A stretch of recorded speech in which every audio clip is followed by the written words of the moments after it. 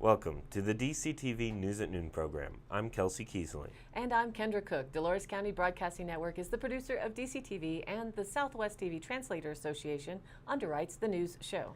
If you have a news topic or tips you'd like to see covered, give us a call. The studio number is 677-4119. Today's show is live on Monday at noon and rebroadcast at 3 and 6 p.m. and again re-aired on Thursday at noon, 3 and 6. Today is October 23rd, 2017. And now the news at noon. From the Durango Herald, Montezuma County Commissioners are reconsidering their preliminary decision to defund the Colorado State University Extension Office, which includes the popular 4-H program. The commissioners said earlier this month that they have lost confidence in the effectiveness of the Extension Office run by Director Tom Hooten, a CSU employee. They voted on October 2nd to eliminate its budget, but a final decision will not be made until December 1st, when the county budget for 2018 is officially approved. The county kicks in $108,000 towards the Extension Office, which pays for a portion of Hooten's salary and 2 full-time county employees, 4-H Club Director Andrea Jetter and Administrative Assistant Kathy Harris. The dust-up prompted a visit from C.J. McClough, Western Regional Supervisor for the CSU Extension, to hold 2 community meetings last Wednesday to work out a solution. Commissioner Larry Don Sukla indicated later that the vote to defund was a ploy to get CSU's attention. He called it fake news. McClough said he could not illegally discuss personnel issues, but he proposed changes to improve the program. He explained that without county funding for the Extension Office, the Montezuma County 4-H program would end. 4-H is a U.S. Department of Agriculture program specifically run through CSU Extension, McClough said. Without an Extension Office, 4-H will be gone. The commissioners all expressed support for the 4-H program, but were concerned about a drop in participation. We want to see it grow to the next level and have been trying to address that, said Commissioner Larry Don Sukla. Taking away the $108,000 got CJ to come down to address the problem with us. McClough proposed appointing an extension agent from Dolores County or La Plata County to temporarily oversee the Montezuma County Extension Office and improve the programs. He also said more communication between the Extension Office and the County Commission is needed, and said the Extension Office Advisory Committee needs to be more active. The County Commission could appoint members of the Advisory Committee as a way to help keep track of the Extension Office, McClough said. Commissioners Keenan Ertel and James Lambert showed cautious support for continuing funding for the Extension Office into 2018 under a probationary period that implements changes that show results. Bringing in another extension agent to help with this program might help, Ertel said. I want quarterly updates from the Advisory Committee and monthly updates from the Extension Office. Commissioner James Lambert said he was willing to try the plan at least up until next year's fair. Commissioner Larry Don Sukla pushed for Hooten to be replaced. Ertel asked for a copy of CSU's policies on employee evaluations. Sukla stated he felt there is a lack of accountability in the Extension Office, and that is hurting programs. It needs a positive change. The local Extension Office offers many services for the agricultural community, McClough said, but the programs need to be communicated more to the public and local government. Though the fair is unquestionably the largest visible element that the 4-H participates in, McClough said the Fair Board does not oversee 4-H. As a federal youth program, 4-H is organized under the USDA and is overseen by land-grant colleges like CSU. The Extension Office role is to see that federal and state guidelines are followed in the 4-H program. It was noted that if Extension was defunded for 2018, the local 4-H program would end, but a new agricultural youth club might be formed with a different name.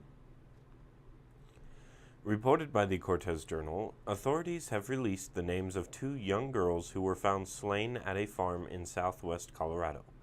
The San Miguel County Coroner's Office identified the girls Friday as 10-year-old Michaela Roberts and 8-year-old Hannah Marshall. Their mother, Nashika Bramble, and another woman, Madini Seus, have been charged with murder. Investigators believe the girls were dead for several weeks before the bodies were found in mid-September on a farm outside Norwood, about 30 miles west of the ski resort town of Telluride.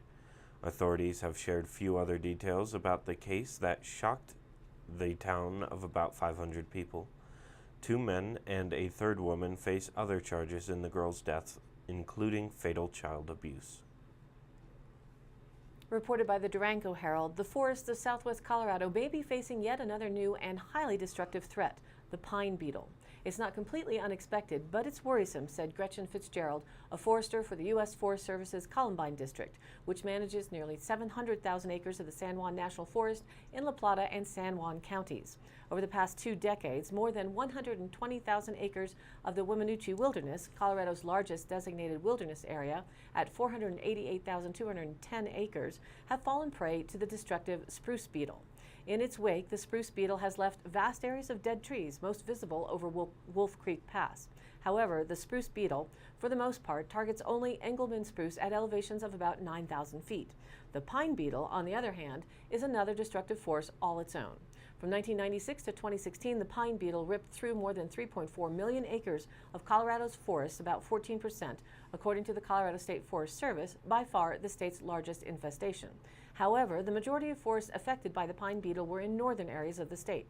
Southwest Colorado, for the most part, has been relatively unaffected by Colorado's most harmful tree pest. That is, until recently. The Forest Service's Fitzgerald said an annual survey of an area by Vallecito Lake, northeast of Durango, found that a number of ponderosa pine trees appeared dead because of beetle kill. Upon further inspection, it turned out that there were 3 subspecies of bark beetle that appeared responsible for the kill-off. The western pine beetle hit the tree's main body. The Ips beetle worked on the top of the tree as well as its limbs, and the red turpentine beetle ate away at the base of the tree. Any one of those beetles don't necessarily do enough to kill a tree, but when they all get together, you start seeing mortality, Fitzgerald said. The length and number of different kinds of beetles attacking all at once is unprecedented as far as we know. Kent Grant, a district forester with the Colorado State Forest Service, said most of the ponderosa trees at risk are more than 100 years old in densely forested areas. When trees are getting older and at the same time competing for sunlight, nutrients, and moisture, they're stressed and easier targets, Grant said. Unfortunately, there's not much in the way of preventing a beetle outbreak. Certain steps, such as thinning and prescribed burns, can hold off a massive die-off, but those costly measures can work only for so long. Fitzgerald said, at this point, the pine beetle activity is not an epidemic level. There is some good news, she said. There are tree stands in the area that seem to have fought off the pine beetle's attack. Let's hope this is just a thinning process and not a devastation. Reported by the Cortez Journal, a La Plata County man has been found guilty of sexual assault on a child after a 4-day trial this week in Durango. The man, who was a juvenile at the time of the assault, exposed himself to a much younger child and made the child perform sexual acts on him, according to testimony this week in 6th Judicial District Court. The incidents occurred about 9 years ago when the victim was about 6 years old and the defendant was about 13 years old. The assaults occurred over the course of a couple of years. The victim did not report the crimes until she was about 15 years old. Even then, it took a while for the case to come to trial. A judge suppressed key evidence for the prosecution, which was later appealed and allowed to be admitted for trial. By the time the allegations were made, the suspect was an adult in basic training for the military. He admitted to the assaults in a multi-hour interview with investigators. Ingrid Alt, his Durango defense lawyer, said her client's statements amounted to a false confession. An expert witness was called to testify about the phenomenon of false confessions, people who admit to serious crimes only to be later exonerated, sometimes through DNA evidence.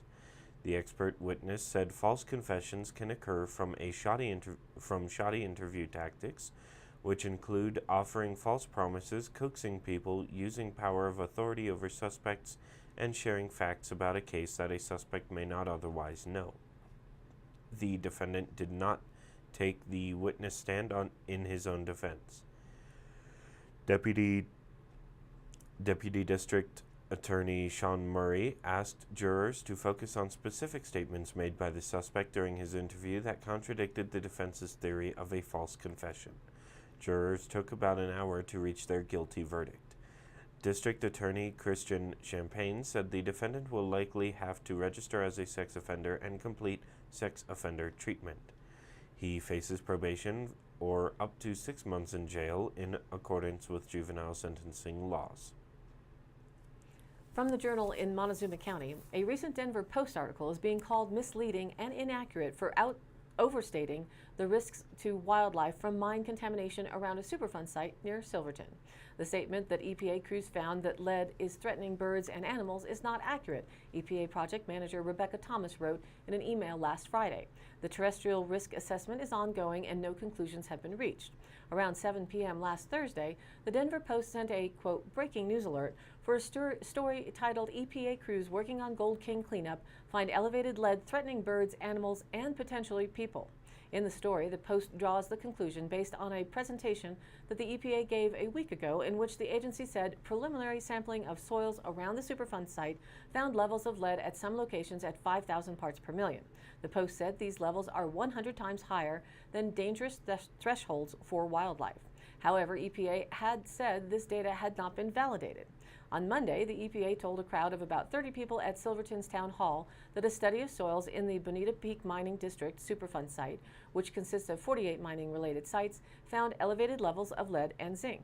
Out of 35 mine sites, nearly 90% ranked in a high-risk category.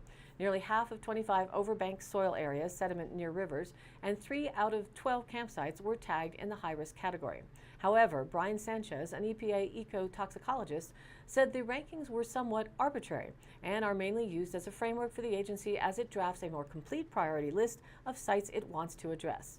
As a point of reference, these risk assessments are part of a larger site-wide remedial investigation that will be used to help us identify where response actions may need to be taken, Thomas said.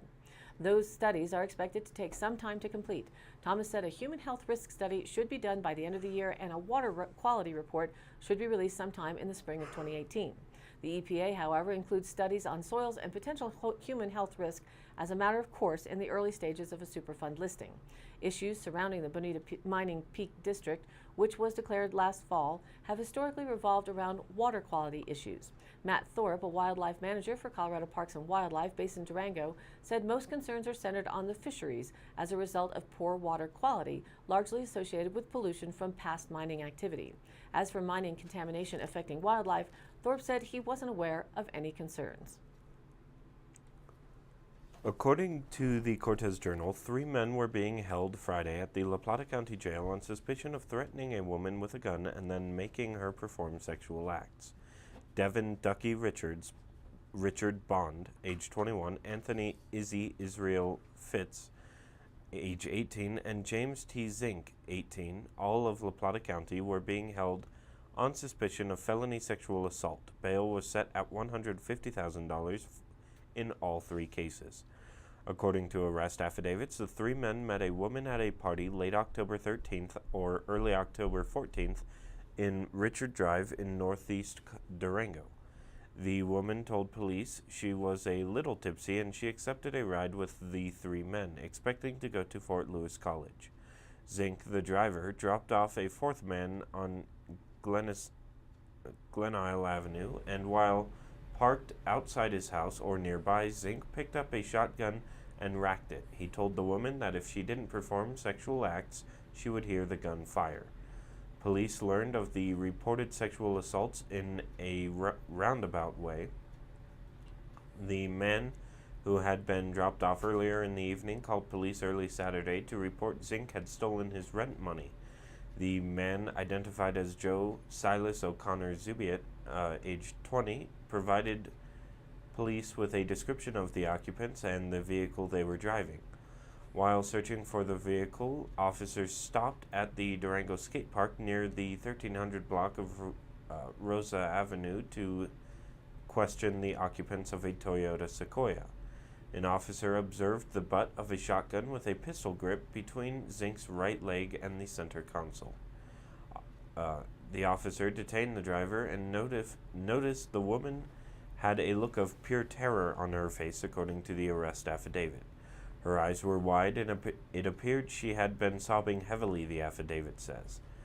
Police separated the woman from the men to hear her story. The woman said she didn't know the men and had just met them that evening. She was taken to Mercy Regional Medical Center for a sexual assault exam. And now, here's our weather report. This week should be another sunny and clear one all the way through. Some precipitation was expected this morning in an area north of the I-70 corridor before noon and then to be clear after that. The high that's giving this clear weather will allow the possibility of some mid-level clouds in a passing shortwave trough into portions of our region Wednesday.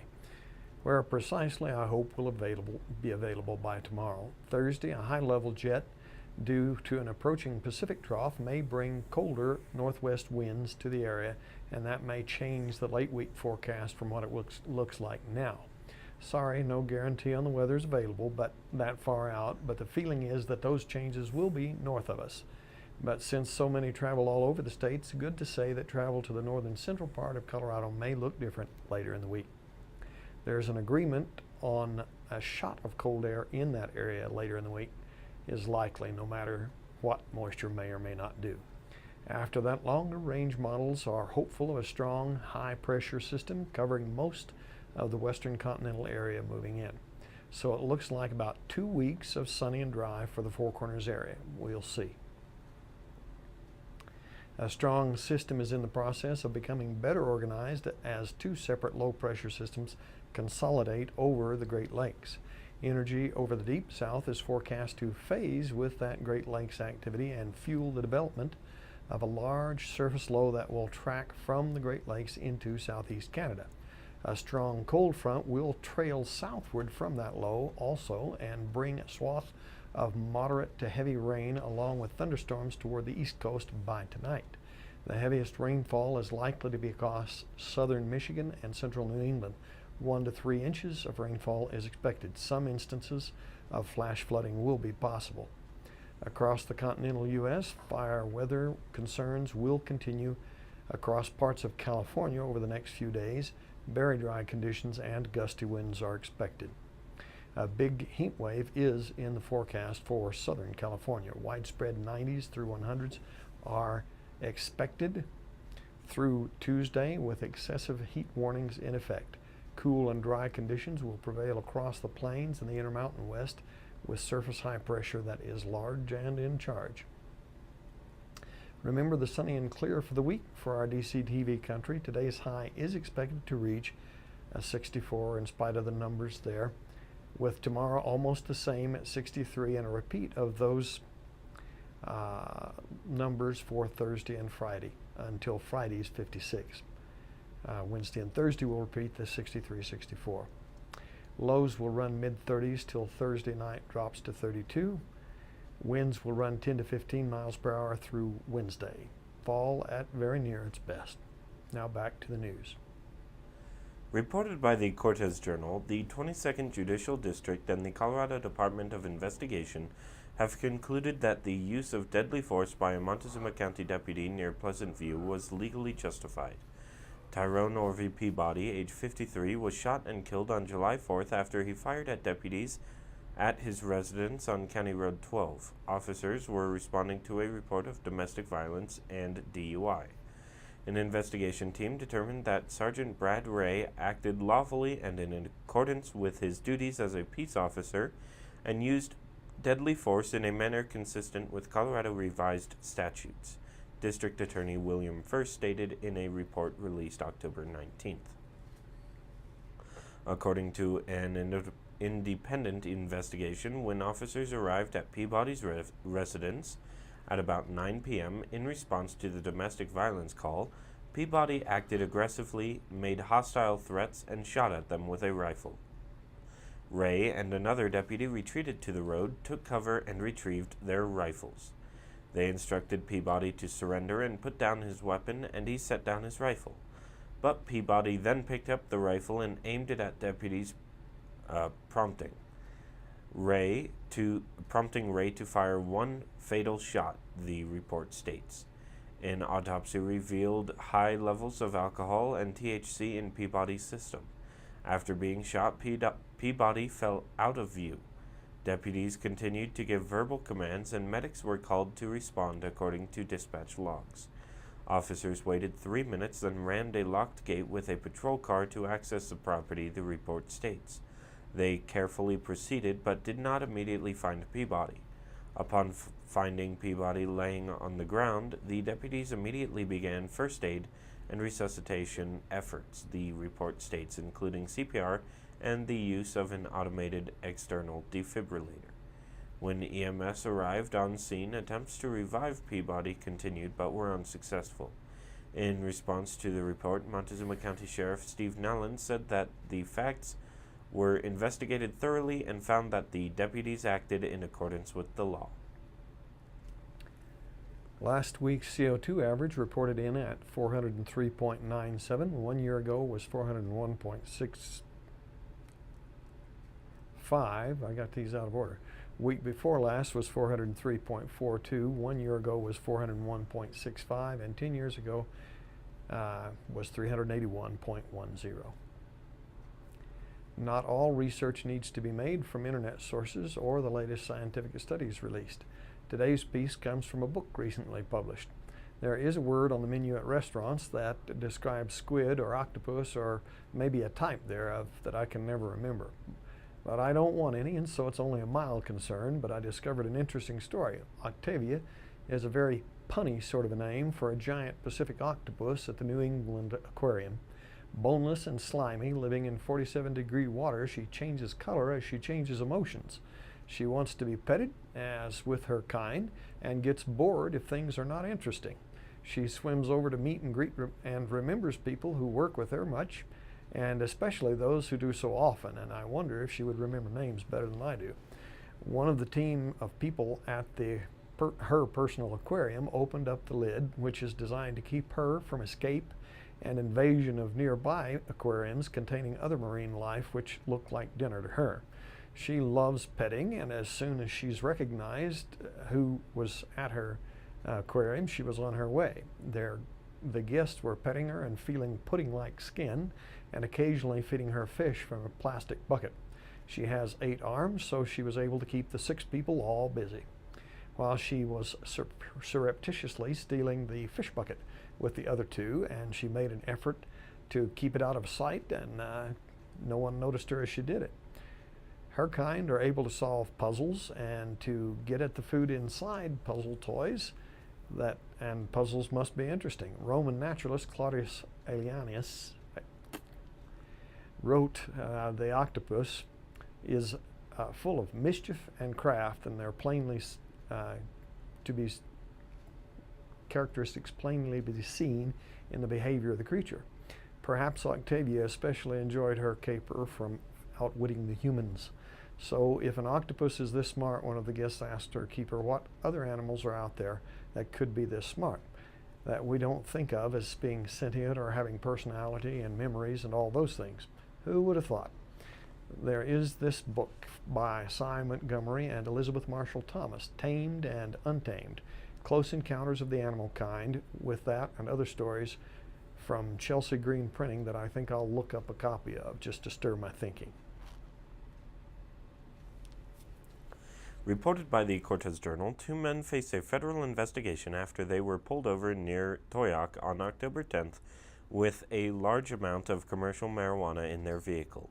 Montezuma County Sheriff's Office deputies assisted a Bureau of Indian Affairs canine officer at 10:10 p.m. and reported that they discovered about 60 containers with an estimated 64 grams of live resin, a high-quality marijuana concentrate, and 2 large containers of dry buds inside the vehicle. The vehicle's 2 occupants, identified as Jamie Navarro and Nathan Cochran, were pulled over on suspicion of driving over the speed limit near the intersection of U.S. Highways 160 and 491. They reportedly told law enforcement officers they were from Scottsdale, Arizona, and were on their way back there. Deputy Victor Galarza, who responded to the scene, reported he saw several signs that suggested the men might have been taking marijuana across the border to sell in Arizona. Their vehicle, a Chevy Tahoe with California license plates, was reportedly registered to Enterprise Rent-A-Car in Phoenix, but the men were unable to provide the rental agreement. Galarza also said the vehicle contained a package of compressed air freshener, which he said is often used to disguise the odor of drugs. Cochran and Navarro reportedly gave conflicting reports about how long they had known each other, and said they couldn't remember the name of the friend they were visiting in Scottsdale. Galarza reported the marijuana containers in the vehicle bore labels from several different dispensaries, According to the Colorado government website, state law allows adults 21 and older to buy and possess up to 28 grams or 1 ounce of marijuana at a time. Galarza estimated the suspects would have to make more than 7 separate transactions in order to legally buy the amount of marijuana in their vehicle. It is illegal to carry any amount of drug across state borders. From the Cortez Journal, Four Corners Regional Economic Consortium will host the Four Corners Future Forum, a 2-day conference that addresses regional economic challenges, November 1st through the 2nd at San Juan College, 4601 College Boulevard in Farmington, New Mexico. Business partners and tribes in the Four Corners will discuss ideas and make plans for a more sustainable and stable regional economy during the conference. That, according to Arvin Trujillo, Government Relations Manager of Arizona Public Service Company at Four Corners Power Plant. He said, "We view the involvement of not only the 4 states, but all the tribal entities in the region as imperative to creating a path to the successful future as a region. The energy industry is shifting, and it's going to affect us all, and we are stronger together than apart in addressing common threats." The conference was partly prompted by last year's Partnership for Opportunities and Workforce and Economic Revitalization report by Highland Economics under contract to Northwest New Mexico Council of Governments. The federally funded report highlighted new investment and development opportunities for the historically coal-dependent northwestern New Mexico area, which expanded to include the states and tribes in the Four Corners. It was evident that we needed to think from a regional perspective in order to address the threats to our economy from the declines in the coal and energy industries. As such, we need perspective from those that have forged regional initiatives before, said Jeff Kiley, Northwest New Mexico Council of Governments Executive Director. For more information, go online to fourcornersed.com. According to the Cortez Journal, local organizations expect enrollment in the state's health insurance exchange to be strong despite President Donald Trump's recent elimination of cost-sharing payments to insurance companies.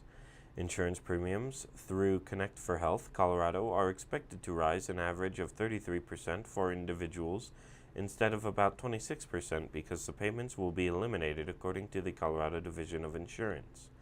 In La Plata County, about 3,600 people are enrolled in the exchange, and in Montezuma County, about 1,000 people are enrolled, according to a Connect for Health Colorado report.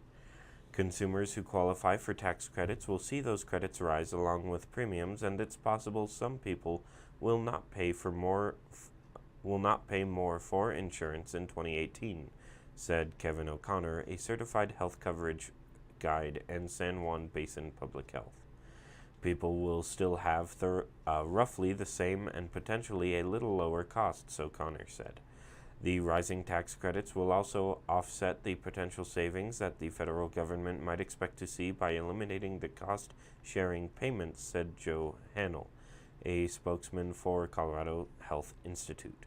The cost-sharing payments, also called cost-sharing reductions, that Trump recently eliminated, were paid to insurance companies so they could offer more affordable plans to qualifying individuals.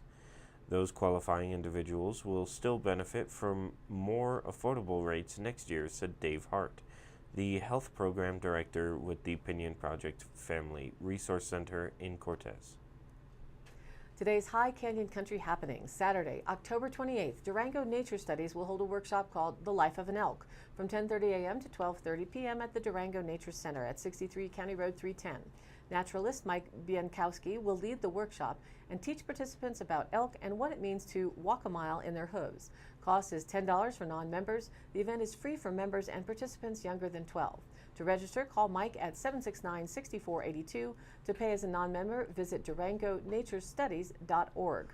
Starting on Friday, October 27th, a farm and ranch business planning workshop in Mancos includes three two-day sessions over the course of 6 days, covering 1, business management and decision-making skills, 2, holistic financial planning and money management, and 3, marketing strategy and business planning. For registration information and scholarship applications, go to holisticmanagement.org.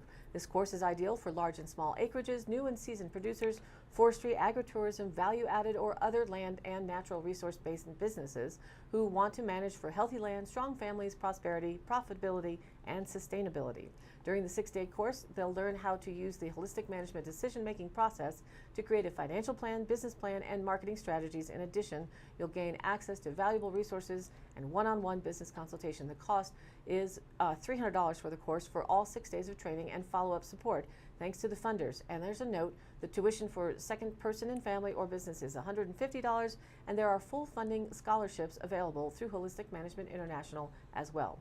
If you have questions, email hminfo@wholenewconcepts.com.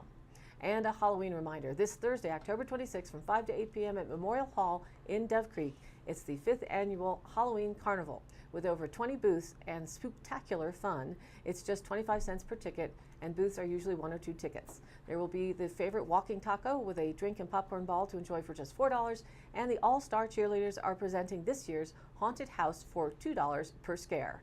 All of this is presented by Reaching Out to Community and Kids of Dove Creek, with a list of wonderful sponsors that support the event. All of the happenings are posted on our DCTV News at Noon Facebook page, along with the YouTube replays, weather, and original stories and posts. To share your event or information, contact us. It's dcbnnews@gmail.com or call the station at 677-4119, and we'll be sure to get your news on air. Thanks for tuning in. News at Noon airs live at noon Monday through Wednesday and then is rebroadcast at 3 and 6 p.m. and again re-aired Thursday, Friday, and Saturday in the same order at noon, 3, and 6. And we're bringing back Talk Tuesday tomorrow night at 5:30 p.m. It's a live open call-in if you'd like to. The topic is the health clinic. They're having a presentation November 1st, and they'd like to give you a preview of what that town meeting is going to be about. So tune in tomorrow night, Tuesday at 5:30, and it'll be rebroadcast throughout the week as well. And of course, be sure to check us out on Facebook. It's DCTV News at Noon. Please like us there and share it with a friend. For Kendra Cook and Jerry Tope with the News at Noon program out of Dove Creek, USA, I'm Kelsey Kiesling. Thanks for watching.